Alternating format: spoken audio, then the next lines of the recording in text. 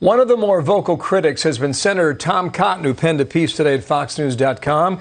The senator is with me tonight. Sir, good evening to you, and thank you for your time on this Good Friday, for being here. You characterize this as an information war. Let's start there. Go ahead and make your case.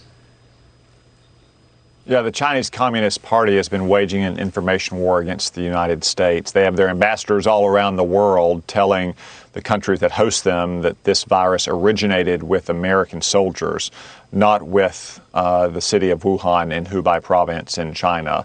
They're also plainly engaged in some online disinformation campaigns as well. That's why it's so important that we remain clear about where this virus originated in China and the fact that China could have kept it probably just a local health challenge in Wuhan and Hubei province, as opposed to unleashing a global pandemic on the world.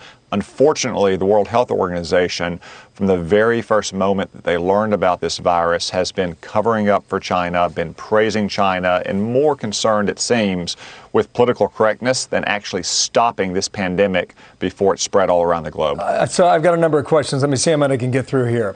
If you're right and had Beijing acted sooner, how different would the world be today?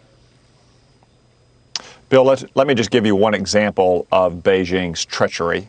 On January 23rd, they shut down air travel from Wuhan to every other Chinese city. You couldn't go to Beijing, you couldn't go to Shanghai, you couldn't go to Shenzhen, but you could still travel to any city around the world with direct flights from Wuhan, to include New York and San Francisco.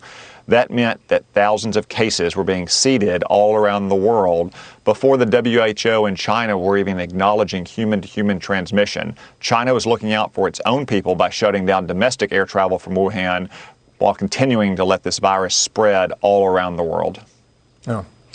Well, the issue now, or soon to be, if the doctor from the University of Washington is right when he said the worst is behind us early in our program here, and we start putting a bigger focus on the economy, you've got a real catch-22 here because our economies are so linked to one another at the moment.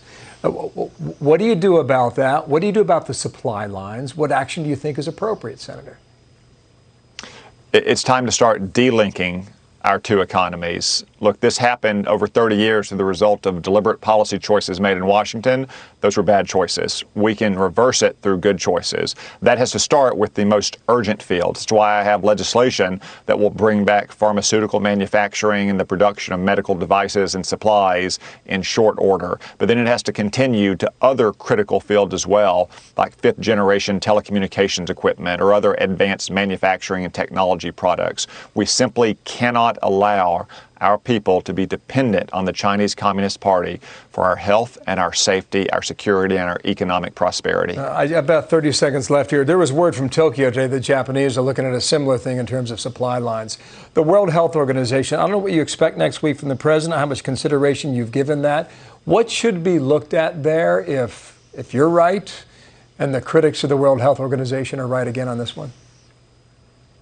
Well, we need a full accounting of what went wrong there in January and February. We need a commitment to reform and transparency in the future, and we need a change in leadership to ensure that those things happen. Without those steps, the U.S. taxpayer doesn't need to be subsidizing a leader that is in the pocket of Beijing. Well, it is true that they screwed up Ebola 6 years ago. They were slow on the trigger and roundly criticized from just about every corner of the world. Senator, thank you for your time, and a happy Easter weekend to you and your family. Thank you. Tom Cotton with us tonight. Thank you, Bill. Happy Easter to you and your viewers. Thank you very much.